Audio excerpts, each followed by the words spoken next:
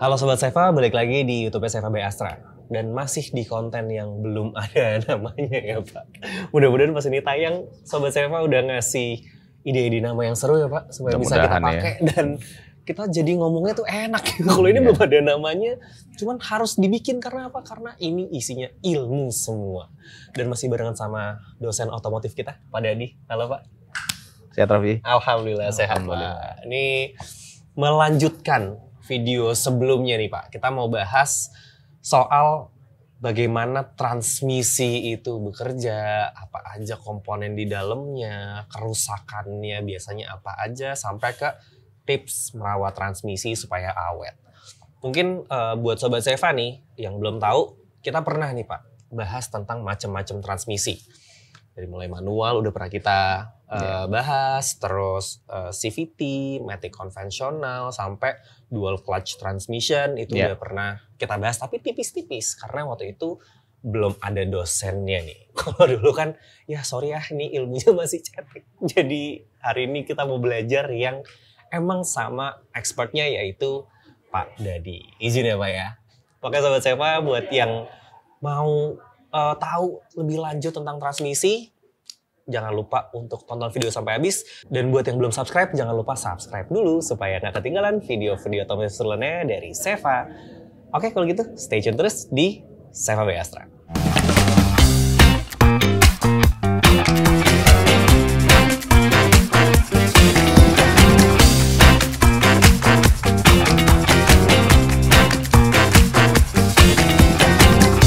Oke Pak, ngomongin soal transmisi. Ini kan jenisnya juga banyak ya Pak. Mungkin hari ini kita batasin dulu nih supaya pembahasannya bisa lebih compact gitu Pak. Enaknya kita batasin dari manual, matic conven, dan CVT, apa mau matic conven dan CVT, apa gimana nih Pak hari ini enaknya? Terserah. Terserah. Ini kalau ilmunya udah banyak ya bikin serah, bebas aja, santai. Oke, mungkin kita batasin manual dan matic konvensional kali ya Pak. Mungkin yang sekarang masih banyak dipakai, digunakan, even di mobil-mobil baru juga masih banyak ya Pak yang pakai matic konvensional. Walaupun CVT juga udah merajalela, cuma nanti kalau misalkan emang durasi masih aman, bisa kita senggol tipis-tipis lah Pak CVT ya. Nah, kalau untuk manual dan matic konvensional nih Pak, mungkin manual dulu lah ya. Transmisi itu komponennya apa aja?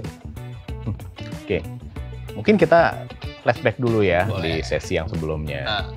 Jadi transmisi itu fungsinya untuk meneruskan putaran mesin, putaran dan tenaga dari mesin ke penggerak yang lainnya, penggerak akhir terutama. Jadi transmisi itu fungsinya untuk menentukan torsi yang tepat dari mesin untuk sampai ke roda. Ya, mungkin teman-teman atau Raffi pernah pernah naik sepeda dong yang ada gigi gearnya ya. Kan kalau nanjak kita pindah ke gigi yang lebih rendah. Kalau kecepatan tinggi, pindah ke gigi yang lebih tinggi. Ya prinsipnya sama, transmisi juga seperti itu. Jadi kalau dia akan menentukan perbandingan gigi yang tepat pada saat kita berjalan. Mau jalan atau nanjak, turun, dan lain-lain. Nah, sekarang komponennya apa aja ya? Sebenarnya kita nggak bisa nyatuin ya, agak susah nyatuin untuk manual sama matic konvensional sebetulnya. Karena komponennya totally different. Jadi kalau manual itu kasarnya tuh hanya roda gigi, pasangan roda gigi lah. Misalnya kalau kita 4-speed, ya 4 pasangan roda gigi plus mundur. Kalau 5-speed ya 5 pasangan roda gigi plus mundur. Intinya sih gitu aja. Jadi perbandingannya itu ditentukan sama besar dari si roda giginya. Antara penggeraknya sama yang digerakkan. Nah, tapi selain itu tentu saja ada untuk mindahin gigi, ada komponen-komponen untuk menentukan giginya yang mana yang mau dipilih. Ideal ya Pak. Ada namanya hub sleeve dan lain-lain. Ada namanya synchromess. Nah, itu yang perlu dicatat, itu synchromess itu fungsinya untuk perpindahan gigi lebih smooth. Ya, jadi kalau zaman dulu mau mindah gigi itu prosesinya lama tuh. Misalnya gigi 1 ke 2 dia ada yang disebut dual clutch. Jadi 1 pindah lepas dulu gitu, mau pindah ke 2. Habis itu lepas kopling, atur putaran mesin, baru pindah ke 2. Jadi pencet lagi 2 kali tuh injak kopling. Itu karena emang sistemnya dual clutch, Pak? Ya enggak, maksudnya dalam arti dia harus nginjak 2 kali untuk 1 kali mindah, supaya dapat perpindahan gigi, perpindahan yang enak lah ya. Enak ya. Nah tapi dengan sinkromes kita nggak perlu kayak gitu. Mungkin kalau bicara apa sih sebenarnya kalau zaman sekarang yang nggak pakai sinkromes? Ya nggak sekarang banget sih ya. Tapi mungkin kalau Raffi tahu Toyota Land Cruiser FJ 40-an series. Itu gigi satunya nggak ada sinkromesnya. Jadi emang rada susah. Jadi kalau satu pasti masuknya Emang sengaja berarti ya, Pak? Emang dibikinnya gitu. Atau mundur, itu juga nggak ada sinkromes kan. Banyak kan nggak ada sinkromes. Makanya kalau masuk, mundur kita harus berhenti dulu. Sabar dulu. Benar. Karena kalau enggak, ya tadi dia bunyi Iya. Nah, sinkromes itu fungsinya untuk menghindari pergesekan gigi yang tadi gitu. Jadi dia mungkin akan kita tampilin ya Pak, bentuknya sinkromes kayak gimana. Ya. Jadi dia prinsipnya adalah menggunakan friksi sebenarnya. Friksi untuk menyamakan putaran antara gear yang penggerak dan gear yang digerakkan. I see. Jadi kalau misalkan Sobat Seva nih, misalkan naik kendaraan yang jarang dirawat ya, kayak angkot mungkin itu kan agak less maintenance ya. Ngelihat drivernya susah masukin gigi gitu, kayaknya oper 1 ke 2 tuh. Atau masih sabar. Itu masih sabar karena sinkromesnya udah hancur ya mungkin ya. Sebetulnya kalau yang nyetir jago dan dia udah kenal sama mobilnya, ya dia udah tahu nih, misalnya dari 2 ke 3 dia naik nurunin putarannya RPM-nya berapa gitu, kecepatan sekian, RPM-nya sekian, atau misalnya dia dari 4 ke 3 dia naikin RPM-nya gimana, itu nggak pakai kopling juga bisa. Serius Pak? Serius. Ini pengalaman pribadi loh ya. Aku langsung aja gitu Pak? Langsung. Jadi pernah punya mobil yang emang ini mobil sehari-hari aku pakai. I see. Nah itu aku apal banget, kecepatan sekian, RPM-nya sekian, dan karena saking apalnya, jadi kalau 2 ke 3, 3 ke 4 males nginjek kopling. Jago. Itu bisa, tapi jangan dicoba. Nanti rusak malah komponennya. Bener. Itu berarti lepas gigi, oper, udah. Ya, jadi gigi kan kalau misalnya nih lagi narik, itu kan pasti ada tahanan dong. Lepasin gas, netralin, terus kemudian kita atur RPM-nya, misalnya mau 2 ke 3, RPM-nya direndahin sampai antar kecepatan sama si RPM tuh match, nggak dorong. Kayak motor bebek gitu, ada koplingnya jadinya ya. Nah, sebenarnya banyak ada juga orang yang naik motor juga karena udah apal juga bisa kayak gitu. Jadi motor sama mobil mirip-mirip kalau manual. Sistemnya cuma lebih sederhana ya Pak kalau motor ya. Kalau misalkan tadi tuh Pak, transmisi manual kan biasanya kalau ganti kopling set ada yang namanya dekrup, deklahar lah, kampas gitu. Nah itu sebenarnya masing-masing tuh fungsinya apa sih Pak? Kalau manual memang perlu ada pemutus daya ya, pemutus atau putaran itu yang disebut kopling. Jadi dia memisahkan antara putaran mesin ke putaran transmisi. Ya kalau kita mau pindah gigi nih, kalau daya mesin masih terus nyambung ke transmisi, maka pindahnya akan susah. Nah ini dilepas dulu supaya si transmisi bisa menyesuaikan sama putaran tadi. Nah atau tidak dapat torsi dari mesin. Nah nanti begitu pada saat aktivitas mindah itu, maka si sinkromes yang akan menyesuaikan antara percepatan gigi satu sama gigi yang lain. Gitu. I see. Jadi fungsinya injek kopling itu buat melepaskan tadi ya, putaran tadi ya. Ya kalau kenapa gantinya banyak ya karena emang komponen si kopling itu tadi ada si koplingnya sendiri, plat kopling, ada si mataharinya kalau disebut ya, ada grupnya, ada lakernya buat release bearingnya gitu. Ya itu better diganti satu set. Karena biar umurnya sama semua umurnya sama semua. Jadi si plat kopling ini yang nempel sama flywheel ya Pak ya? Ya. flywheel. Flywheel itu orang ngomongnya roda gila. Roda gila. Roda gila karena dia muter terus ketika kita ketika masukin gigi ya Pak. Masukin gigi. Ketika mesin nyala dia terus akan muter. Dia akan muter terus. Nah, ketika masukin gigi 1, kita injek kopling nih. Koplingnya akan kayak gini, masuk gigi 1, dirilis koplingnya, dia akan nempel di flywheel, itu mobil bisa jalan. Jadi. Betul. Jadi itu pemutus atau penyambung. Pemutus atau menyambung. Jadi flywheel, plat kopling, baru diterusin ke komponen penggerak yang udah kita bahas. Cocok jadi dosen. Pak Dadi lah dosennya, saya mah belajar di bengkel Pak ininya, ilmu-ilmu curian aja kalau saya.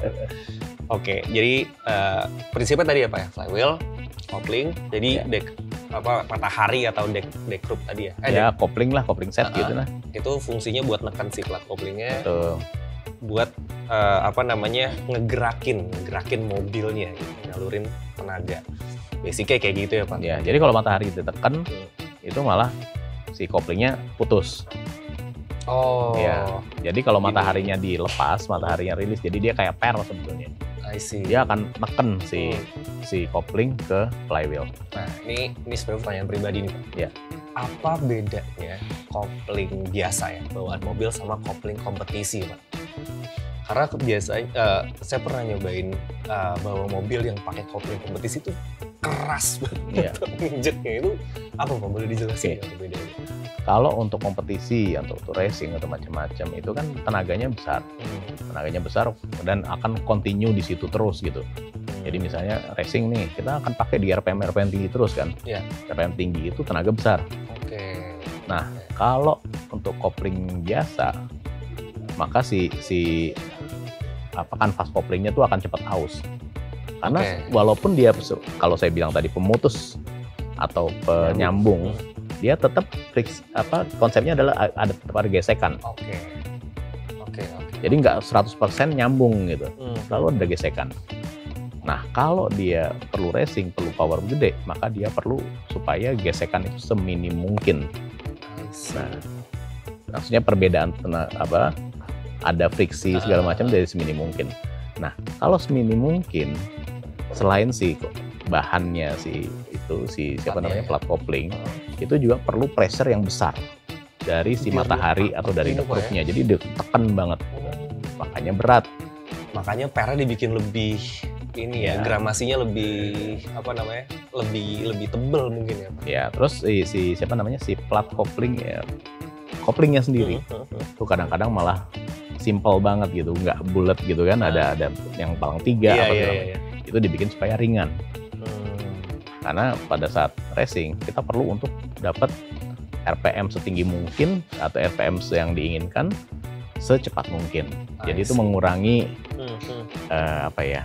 usaha si mesin untuk jadi ngurangin tenaga kebuang lah sebenarnya Pak. Kasarnya gitu. Karena gesekannya tuh lebih minim karena dia lebih lengket. Mungkin secara ini juga ya Pak, kenapa harganya juga bisa berkali-kali lebih mahal karena dia udah berat, tahan suhu panas kali ya Pak. Lebih high temp lah. High temp dan tadi dia bisa meneruskan dengan lebih efisien. Dengan lebih berat, diinjeknya lebih mahal. Tapi emang kalau misalkan emang kebutuhannya kompetisi emang ya udah beda sih Pak. Beda. Jadi tadi tuh untuk transmisi manual.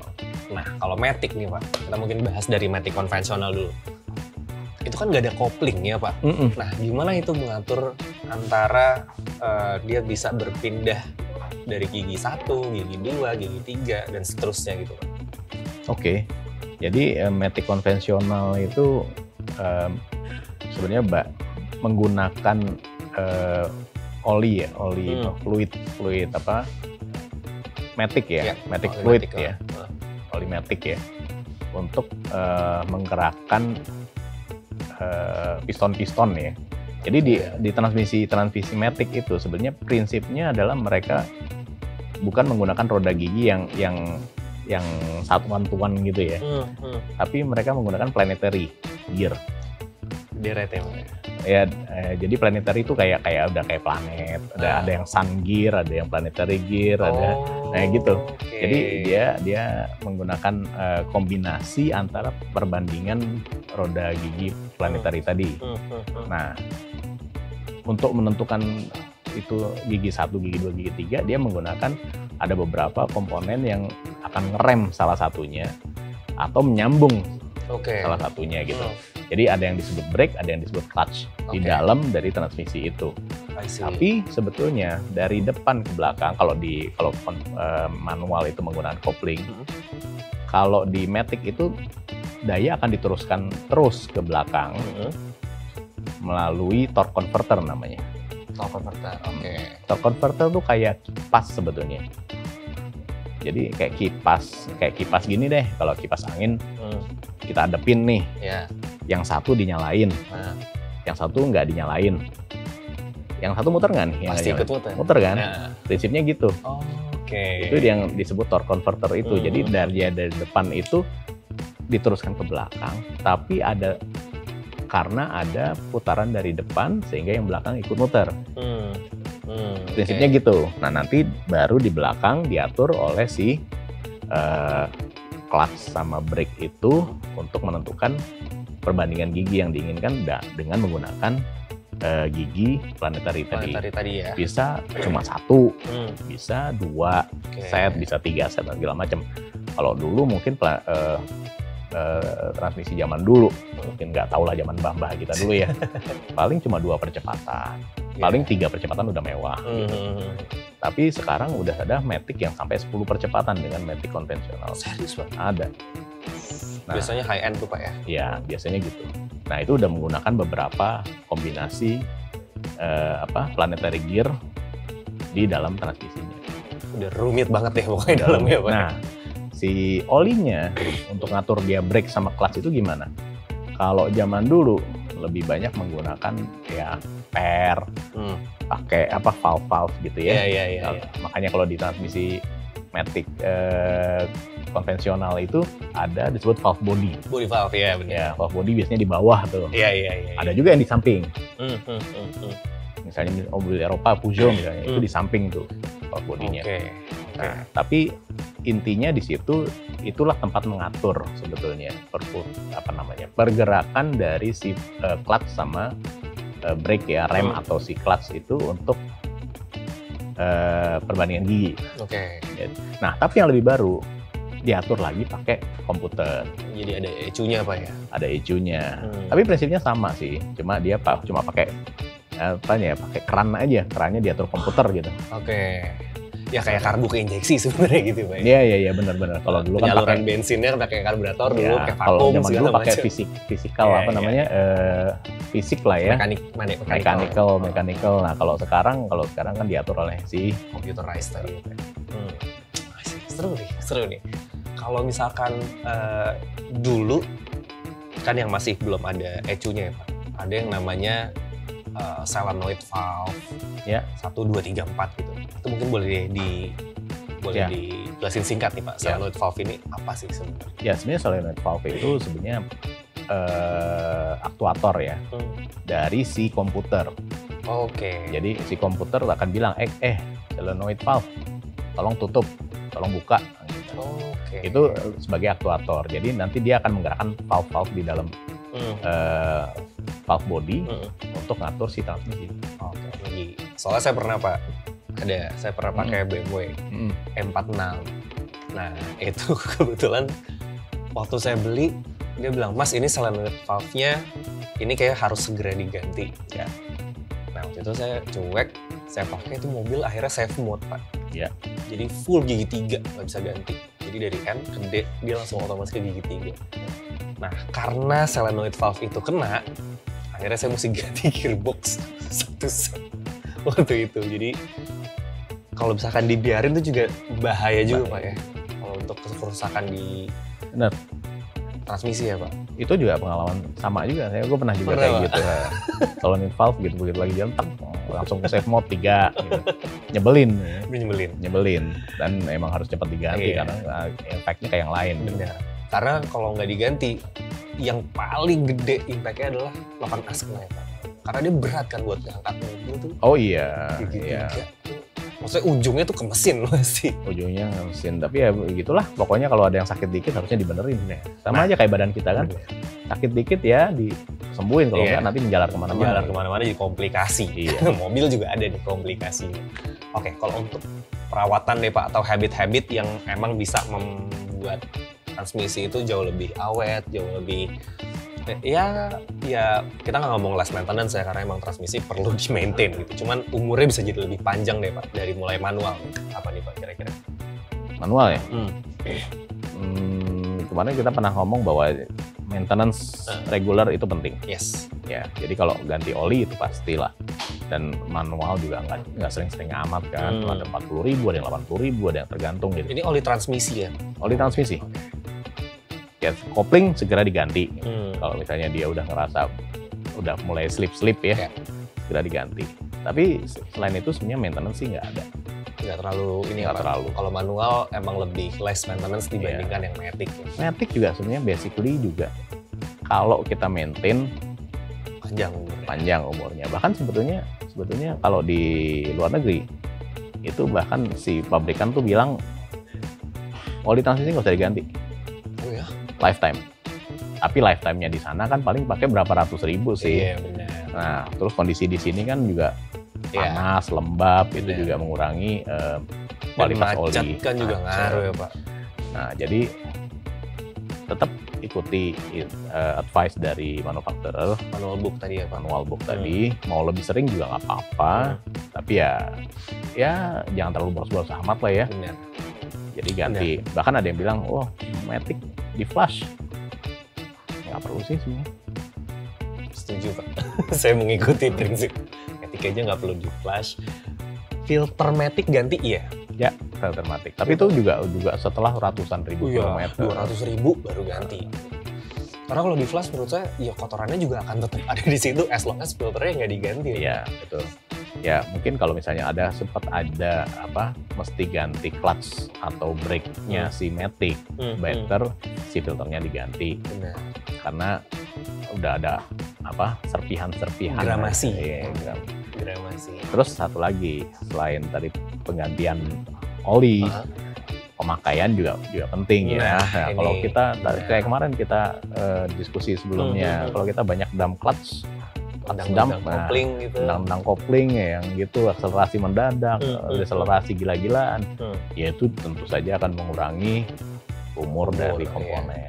Sama ini ya Pak, biasanya tuh kalau yang baru-baru nyetir manual gitu ya, termasuk mungkin saya dulu, kaki tuh sering standby di kopling. Nah, itu kayaknya juga ngaruh ya Pak ya? Itu ngaruhnya ke kopling. Jadi kalau kaki di kopling terus, itu sebenarnya yang tadi saya bilang ada friksi-friksi antara flywheel sama si siapa namanya kopling ya, plat kopling. Itu dengan kaki di situ akan makin gede. Terus sama setengah kopling. Saya nggak anjurkan setengah kopling. Kalau dulu waktu saya belajar mobil, kalau belum bisa setengah kopling belum jago. Tapi kalau saya begitu tahu mobil dan saya punya SIM udah berapa puluh tahun ya. Itu ternyata malah setengah kopling itu tidak dianjurkan. Jadi kalau berhenti di tanjakan, baiknya pakai rem tangan. Oh iya. Baiknya pakai rem biasa gitu. Frein aja. Nanti kalau mau mulai jalan, baru masukin kita. Gigi. Ya perlu ada setengah kopling tapi sedikit. Nah, jangan sampai dibikin standby gitu setengah kopling ya. Itu banyak orang yang akhirnya misalnya tanjakan kayak misalnya terutama ngantri-ngantri kayak di puncak kayak di Taman Safari misalnya gitu. Banyak yang kejadian koplingnya angus, kenapa? Karena mereka banyak pakai setengah kopling. Kondisi panas, kegesek flywheel, nempel enggak, lepas enggak. Iya, betul. Kebakar jadinya. Kebakar. Jadi kalau yang bikin bau-bau kopling itu berarti ya Pak ya? Ya, skill boleh, skill penting. Tapi tahu juga konsekuensinya. Benar, sama waktu yang tepat juga penting ya Pak, kapan setengah kopling. Karena tadi macet, nanjak, aduh setengah kopling aja deh, sayang kampas rem. Mendingan ganti kampas rem daripada ganti kampas kopling. Karena ganti kampas kopling itu mesti turun gearbox, segala macem. Yang diganti banyak, ganti kampas rem ibaratnya di rumah bisa gitu ya. Karena tinggal nyopot roda, buka baut berapa biji. DIY bisa ya. DIY bisa, cuman kalau gearbox kita nggak saranin ya Pak buat DIY karena butuh skill khusus. Terakhir nih Pak Dadi, kita tadi udah bahas tentang penyakit mobil manual gitu ya, yang sebenarnya kalau misalkan kita pakainya normal-normal aja itu kan iya sebenarnya nggak problem lah gitu. Dan maintenance-nya juga nggak terlalu mahal ya Pak. Ya. Beli kopling set itu nggak akan semahal beli transmisi setnya Ya, bahkan ada orang yang pernah ya, karena dia apik makainya, dia nggak jarang banget double kopling dan dia pemakainya di jalan raya terus, itu bisa ratusan ribu loh koplingnya. Makanya itu cara pakai juga penting sih. Tapi selain perawatan-perawatan. Iya. Sama jangan diakalin, banyak sekarang kayak pantek kopling gitu kan, ganti aja udah, jangan diakal-akalin. Makanya kalau plat kopling udah habis, udah berasa tenaganya ngempos ya Pak ya, ciri-cirinya manjak udah mulai susah, ganti aja udah plat kopling. Ganti set ya? Iya, set. Better set. Jadi ada platnya, ada mataharinya, ada laharnya. Atau mendingan ganti semuanya karena biar nggak berkali-kali turun gearbox ya Pak. Sekali aja udah cukup gitu. Nah kalau Matic nih Pak, biasanya kan common problemnya itu adalah jeduk dan juga delay. Ya. Gitu, telat ngoper. Yang bikin kemudian feel nyetirnya tuh nggak enak ya Pak. Kamu tuh jadi ngeden baru ngoper, ngeden baru ngoper. Itu mungkin boleh dijelasin sedikit Pak, kenapa bisa jeduk, kenapa bisa delay, dan gimana caranya biar si transmisi Matic ini bisa awet nih kita pakai. Ya, jeduk gitu sebetulnya juga tadi kita sempat ngobrol ya di luar offline ya. Offline, jadi off-cam. Fenomena jeduk itu bisa macam-macam sebetulnya. Jadi karena si fungsi transmisi ini meneruskan daya, bisa jadi jeduk itu bukan si transmisinya, tapi si komponen-komponen lain, misalnya remnya kurang kenceng untuk ngerem gitu ya, sehingga kaget waktu kita masukin R atau masukin D gitu. Itu bisa kejadian, dan saya udah pernah nemu lumayan banyak lah kejadian kayak gitu. Kemudian kalau delay, nah ini memang yang agak susah sih biasanya kalau delay nih. Delay itu biasanya sudah ada keausan di dalam transmisi Matic ya. Tapi bisa jadi itu juga bisa solve pada saat kita ganti oli Matic gitu. Tapi kalau ternyata ini masih kejadian terus, advice-nya mending bawa ke ahlinya Matic, diperiksa total, karena bisa jadi ini gejala-gejala bahwa sudah ada kebocoran internal gitu ya. Tanda-tanda Matic jebol keseretan si piston-pistonnya segala macam, malah membuat kerusakan yang lebih parah lagi. Bener. Sama mungkin kalau untuk jeduk, tadi setuju sih sama Pak Dadi, nggak selamanya yang jeduk itu transmisinya bermasalah, walaupun emang itu juga perlu dicek ya Pak. Cuman somehow ya kayak tadi rem, engine mounting gitu kan ya, juga. Betul. Kadang ketika kita pindah gigi, kalau engine mounting gearbox atau gearbox mountingnya itu udah pecah, ya maka goyang, goyang jadi jeduk, kerasa di gitu. dalam. Iya, berasa di dalam gitu. Jadi mungkin kalau misalkan terjadi jeduk, Matic jeduk lah kita ngomongnya ya, itu diperiksa dari yang bagian kelihatan dulu ya Pak. Ya, jangan curiga langsung ke transmisinya. Jangan langsung turun gearbox, tar dulu gitu, lihat dulu engine mountingnya masih bagus apa enggak, remnya gigit apa enggak gitu ya Pak. Baru kalau misalkan emang udah aman semuanya masih jeduk, coba dari yang ringan dulu kayak tadi ya, ganti oli Matic, ganti filter Matic. Ya. Misalkan masih kayak gitu juga, ya berarti emang udah usianya. Biasanya kalau Matic itu Pak, berapa kilometer, common umurnya itu berapa ribu kilometer tuh? Harus di overhaul atau harus diganti oli Matic-nya gitu? Kalau ganti oli Matic sih tergantung dari manufaktur aja, ikutin aja ya. Kalau lebih sering nggak apa-apa, tapi kalau terlalu sering ya boros gitu aja. Karena harganya cenderung lebih mahal ya Pak dibanding oli mesin ya. Bahkan sebenarnya kadang-kadang ya itu tadi flush, perlu di flush atau kurah. Ganti darah gitu ya. Bener. Cuci darah. Ya mungkin bagus, tapi sebenarnya nggak dianjurkan sih sama manufaktur. Manufaktur itu anjurannya cuma membuang sebagian dari oli mesin, oli transmisi ya, ikutin aja lah. Nah sebenarnya kalau untuk flashing Matic, kenapa nggak kita rekomendasiin? Karena mungkin ini ya Pak, mungkin hasilnya juga sebenarnya bagus gitu ya, bisa bikin aliran oli di dalam Matic lebih bersih gitu ya. Cuman somehow kita ngerawat mobil pengennya kan yang efektif dan efisien ya Pak. Artinya ketika kita flashing Matic itu budget yang disiapkan kan juga lebih besar. Instead of kita buka bak kopling, bak gearbox, ganti filter, terus ganti oli baru, itu kan paling cuma 4 liter ya Pak. Kalau Flashing-Matic itu perlu berapa? 10, 11? Tergantung mobilnya ya. Tergantung mobilnya. Makin besar size-nya, makin banyak oli gearbox-nya. Apalagi ada coolernya ke depan. Bener.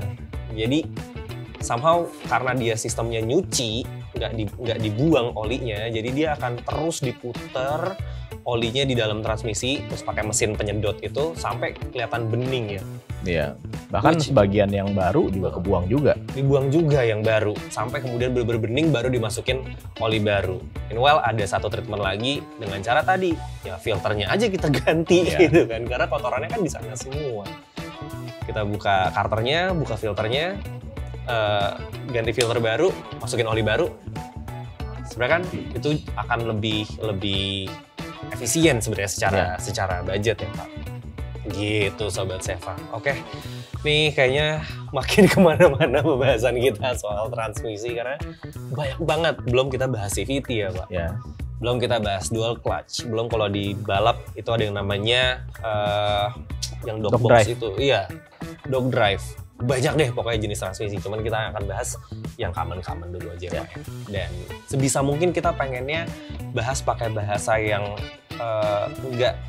nggak terlalu teknikal supaya Sobat Seva dan saya sebagai orang awam gampang nih nangkepnya. Oke, terima kasih banyak Pak Dadi atas ilmunya nih hari ini. Luar biasa banget Sobat Seva. Jadi kira-kira kita habis ini mau bahas apa lagi nih sama dosen otomotif kita nih, sama Pak Dadi. Langsung aja share di kolom komentar ya Sob. Thank you banget yang udah nonton video ini. Jangan lupa like, comment, dan share video ini ke teman-teman lo. Subscribe juga channelnya Seva by Astra. Dan nyalakan lonceng notifikasi supaya lo nggak ketinggalan video-video otomotif seru lainnya dari kita. Kalau gitu, saya Raffi. Saya Dadi. Beli mobil dengan mudah, aman, dan nyaman di Seva. Karena Seva jelas dari awal. Bye.